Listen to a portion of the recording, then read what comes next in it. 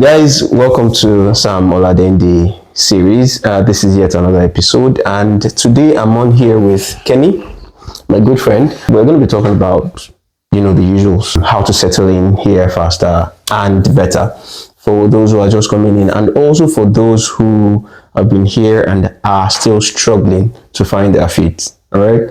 So I welcome you guys once again. Kenny, thank you very much once again for coming. It's a pleasure. Anytime. Yeah. So can you kindly introduce yourself? My name is Kenny Ajayi. It's not Kenny Black. So my name is Kenny Ajayi. I work with NHS. I'm into the nursing field. I have a beautiful daughter, an amazing wife. I'm versatile anyway, so that's basically me. Versatility, that's one of the things you need in the UK. So what year did you come in here?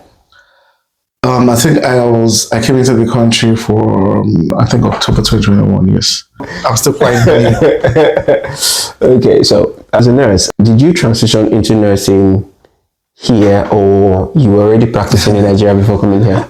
The honest truth is, I think coming here, the way it works back home, you can do anything and you can do any course or go into any university and do probably Yoruba linguistics and do any job. Mm-hmm. That's the way it works in Nigeria. But for here, I think you can create the pattern for yourself, and you'll see yourself grow.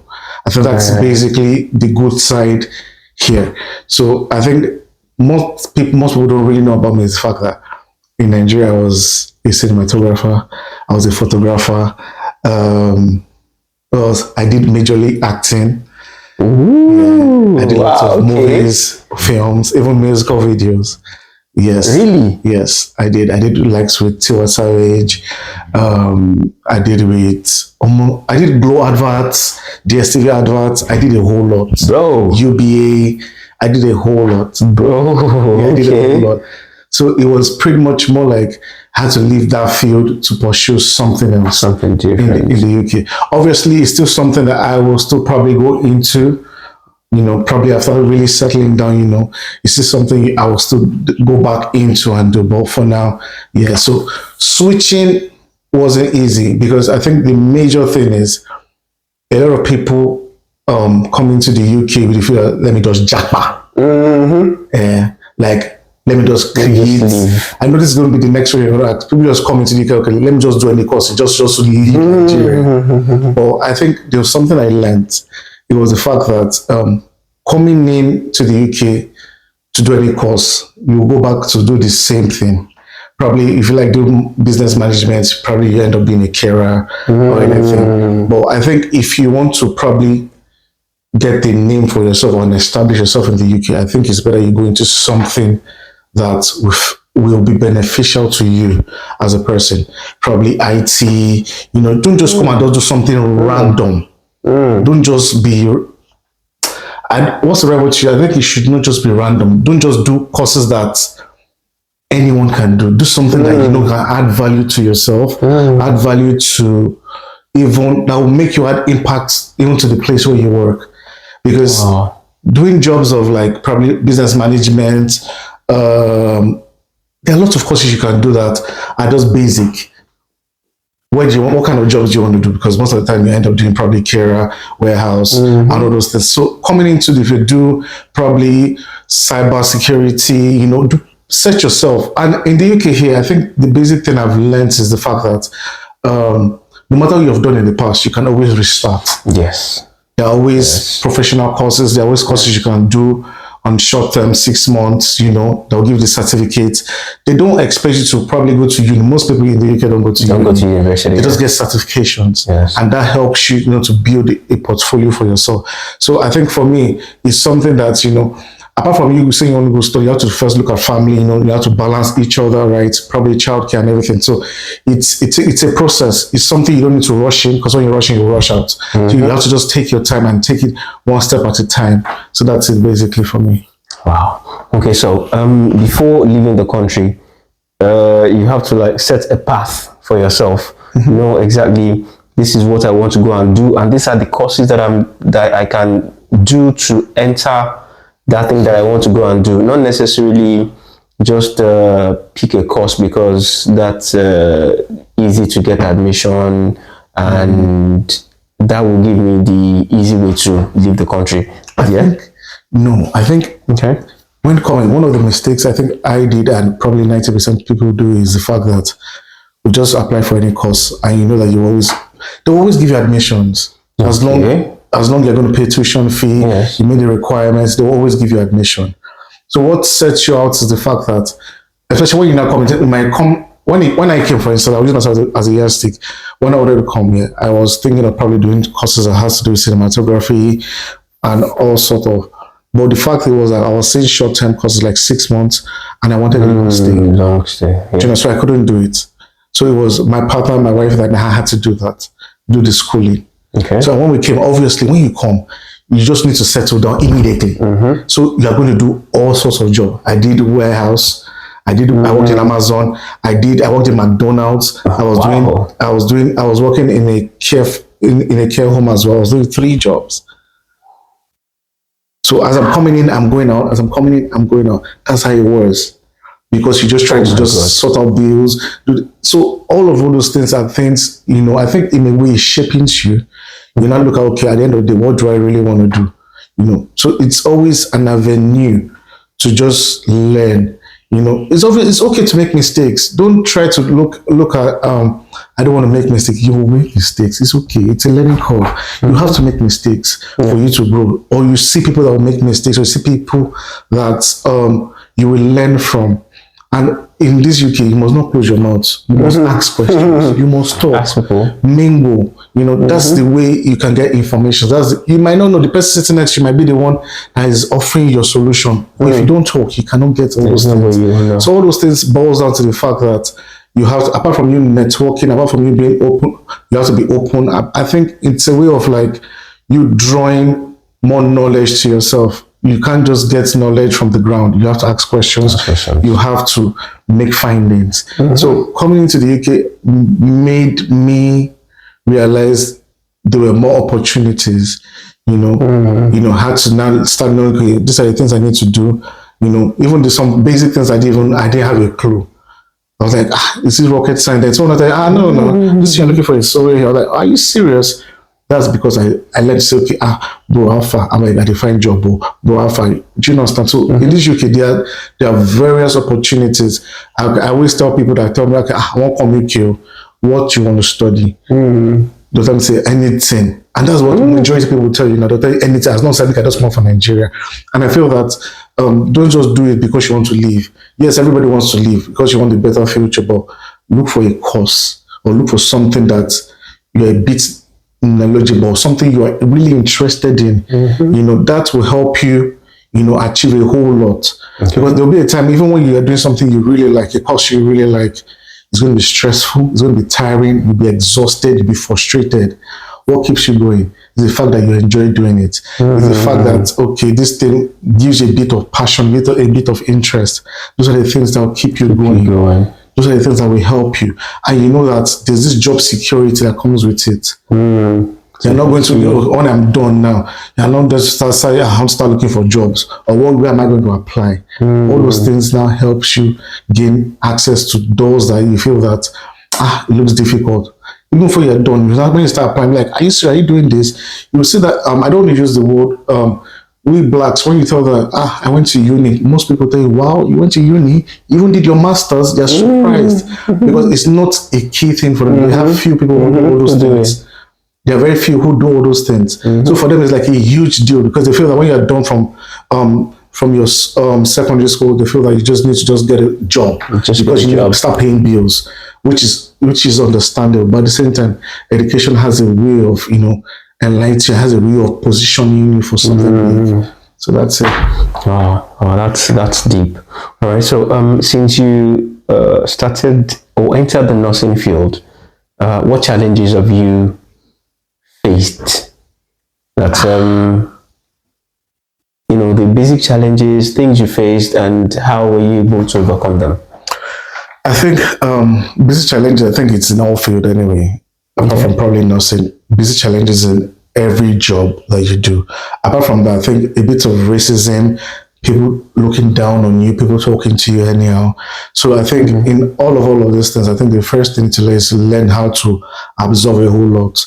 People will talk down on you, people will talk to you rudely, people will undermine you. So you must learn how to you must learn how to tolerate, you must learn how to work as a team, you must learn how to know when to speak and when to just withhold, Right. and just keep quiet and just try to just absorb a lot of things in. So there are a lot of things you must learn how to. At first, I've always been a quiet person and I can really be outspoken and playful. But before, if you talk to me, I'm easily ready to respond. But now I just take it in, think about what I want to say. Does it make any sense? What is the end result of what I'm going to say? Is it going to benefit, or is it going to add value, or is it going to put me into trouble? So a lot of things. You might be patient wise, there's some things you will see, especially for instance, I might be working now and you know that someone is about to make a mistake or someone is making a mistake. Some people will try and correct you in front of the patient, or some people will try and make you look stupid. Or try to just make you look like you just made a mistake. But there are better ways to do that. You can call the person and say, you just did something now. I don't think it was professional, or I think there's a better way you should have done it. But someone just try and correct you in public. So a lot of that, some people know it affects their self-esteem, it affects their productivity. So there's a lot of things I feel that you need to learn how to, you will grow in it. It's always a learning curve. You will always grow in it. So there are a lot of things you will learn. There's times someone will speak to you in a way that be like, and you know what, this person, if I say this person cannot talk to me. Normally. Yeah, so but just look at that, it's one of those things. So it sharpens you, it makes you realize that, hey, it's life. It's one of those things. So in all of those things, there are always challenges. You have to try to balance work with home.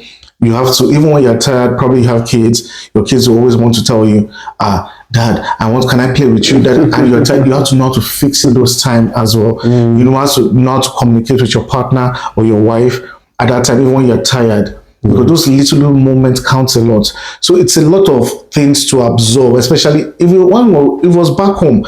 You know that probably you have one uncle, one auntie, or you have a maid who's taking care of the kids. But here you do your thing yourself. You have to take yourself. So you have to know how to always combine all of those things with work. So I think in all those things, and that's why it's a hard one, it's a hard nut to crack for some people, especially when you just move in. That's when they tend to have misunderstandings with their partners because they're overwhelmed with work. At the same time, they're trying to balance home with it. Now you see a lot of bit of conflicts and everything. So it's a lot of things to always absorb in. But with time, you get used to it and you know how to always strike a balance with all these things. Okay. To the main question, if you have someone who has been in here for quite a while and they are still struggling to find their feet in this country, or someone who is just coming into the country and you want to advise them on steps to take to settle in faster and better, what will be your advice and in what progression will it be? Honestly, I don't think there's any yardstick in settling in. Everyone is still trying to settle, even if you've used 20 years. And that's the reason why everyone is still working. Because if you notice in the UK here, you see that even at the age of 50, 60, people are still working. Yes. Back at home in Nigeria, 50, people are retired. So in the UK here, I think the age for retiring is 65 thereabouts. People are still working. So there's no, I think the first thing is first, do not compare yourself with any other person. First of all, that gives you a level of like, you are your own boss. Your family is unique. Okay. When you're not trying to push another person's race, it gives you a sense of accomplishment. It gives you a sense of like, okay, I'm doing enough. But when you're looking, okay, someone has gotten a mortgage, someone is driving a Benz, then it gives room in your head for competition and trying to achieve a whole lot. That's the only truth. I don't compare myself with another. If you tell me, oh, I just got a new car, man, congratulations, celebrate with you, because the way I work, I'm trying to work my own life pattern is different from the way you have worked yours. Do you understand? And it doesn't mean we're not going to achieve the same thing. At the end of the day, just take your baby steps. Don't rush. Achieve it bit by bit. When you get to the point where you know that the first step or the first 2 steps you're taking, you've yielded results. There's this sense of happiness, sense of joy. As long as you keep taking that steps, you'll still get to that finish line. So just take it as first step is just take it as it comes. If you're, for instance, if you probably want to go into the nursing field, start first. It starts with communicating with your wife or partner. I want to go into this, so I want to do this, so okay, settle down. Okay, is it childcare? There's going to be a problem. How are we going to manage childcare? In every of this life, there's always room for everything. If I don't do it, it doesn't mean I can't do it next year. If I don't do it next, doesn't mean I can't do it in the next 2 years. It just takes planning. It's just and ask questions. Okay, now you then in this field now, how are you able to achieve this? And they say, what is this? It doesn't mean you have to follow the person's pattern. It's just always it's a guideline. So for me, I feel that the first, even if you have stayed here 20 years, you're staying here 10 years, you're staying here 2 years, you're staying here 1 year. First, celebrate your achievements, your little goals you've done. You have a roof over your head, thank God. You know, the air that you breathe, thank God. I have a little bit of sense, even if it's 20 hours you're doing, thank God. You know, okay, at this time, I'm a student, I'm doing 20 hours from now. Okay, I'm doing that. But when I'm done with school, I can start full time. Yes, you can. So don't rush until you want to do a lot of things. You want to, because at the end of the day, you get overwhelmed. So just take it step by step as it comes. As long as you have a plan. So, okay, right now, in the next 5 years, I want to get a mortgage, I want to have a car, or probably work-wise, I want to grow, probably get more certifications, get a better role. It's achievable. Just take it one step at a time. Which is more paramount? Is it the house I want to get now? That's more paramount. Let's go for it. Okay. Save towards it. Okay. Is it the car I want to get now? Save towards it. It's okay now to do certifications. Is it the right time for certifications? Is it going to affect childcare? No, it's not going to affect. Go for it.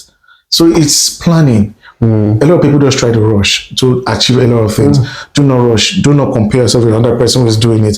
If all your friends have a car and you do not have a car, it's the time for it. Don't rush. That's it for me. The public system is even very okay. So you won't even know that you don't have a car if you plan yourself well enough. My brother. Okay, so while you were speaking earlier, you mentioned don't stay silent, ask questions, right? Would you say that, or do you think going into groups, finding communities help? Because some people have come out to say that Nigerian communities don't help them.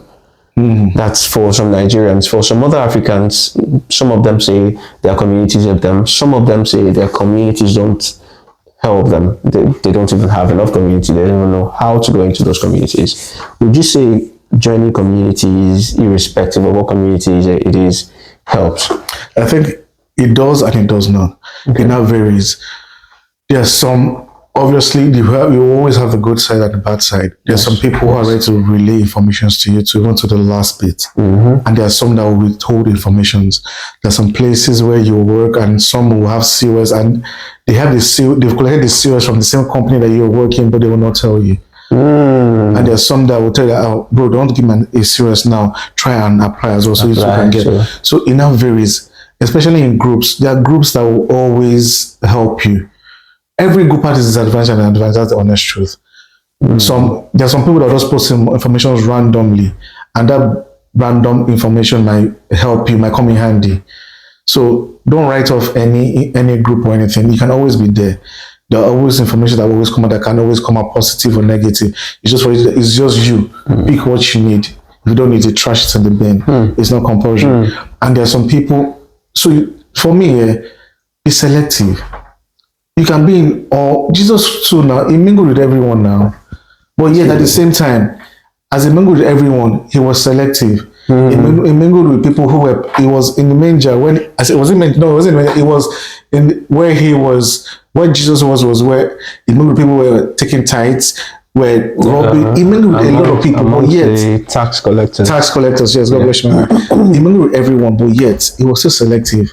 He stood out. They knew he had rules, he had regulations, there were things he could not do. But it doesn't mean he separated himself from sinners. Because he came for the sinners, not for the one who were saved. So mingle with everyone, but pick what you need to pick and trash out what you think is not needed. There's some people that are ready to mingle, that you mingle that will give you informations. In this versatile world that we are, from a little bit of conversation, you can tell a bit of people's personality. Yes. So mingle with people that you know that, okay, this person can give you information. If the person doesn't have, the person can get someone that will give you the information. That will give you the information. So there's always it's a room that everyone can fly. So there's always room to learn things, always room to get information. There's always rooms. Just meet the right people.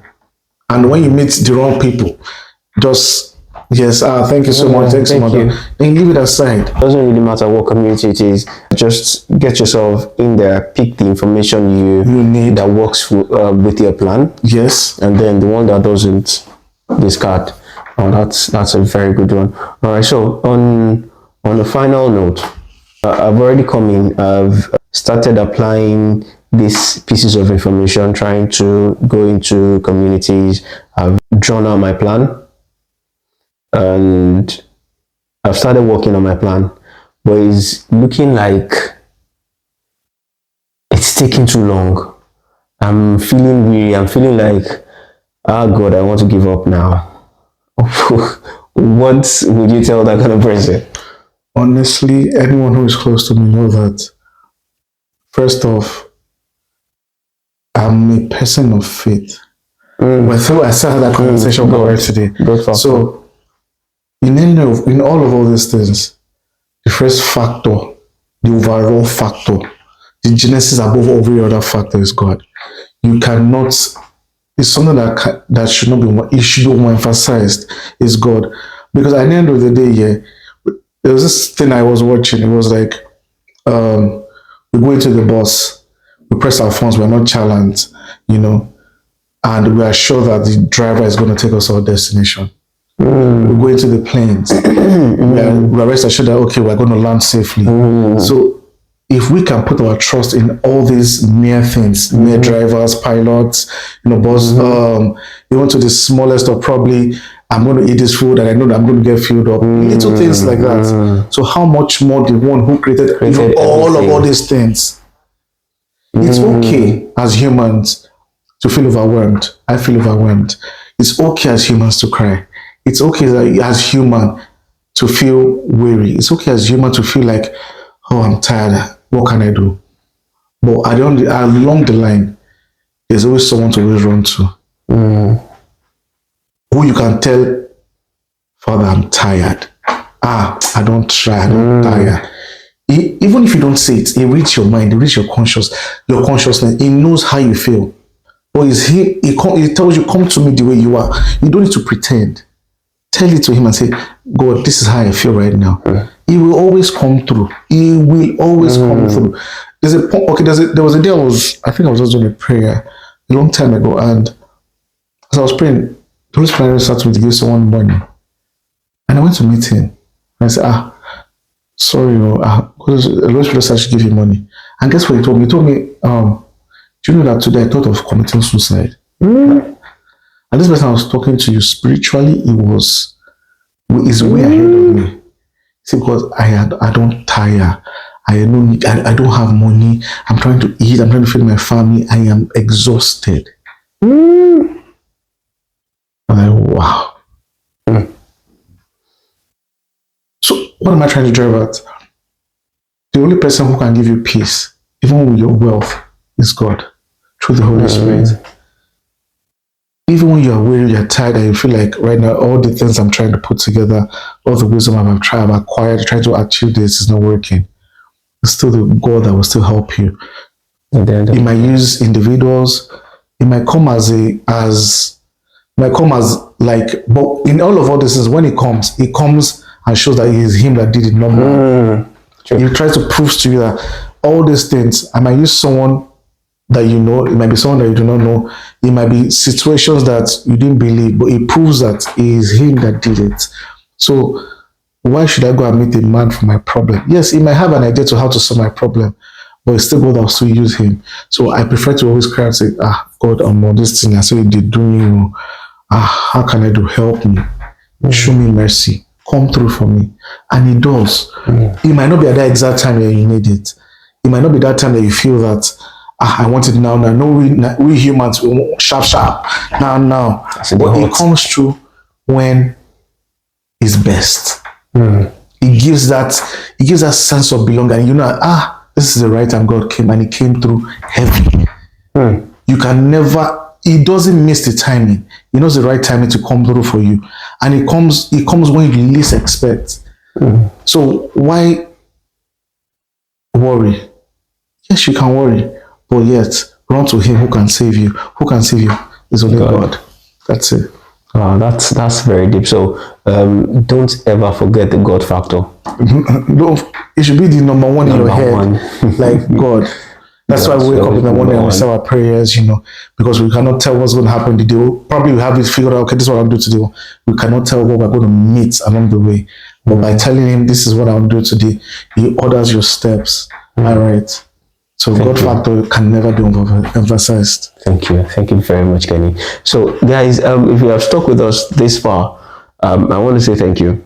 Thank you very much.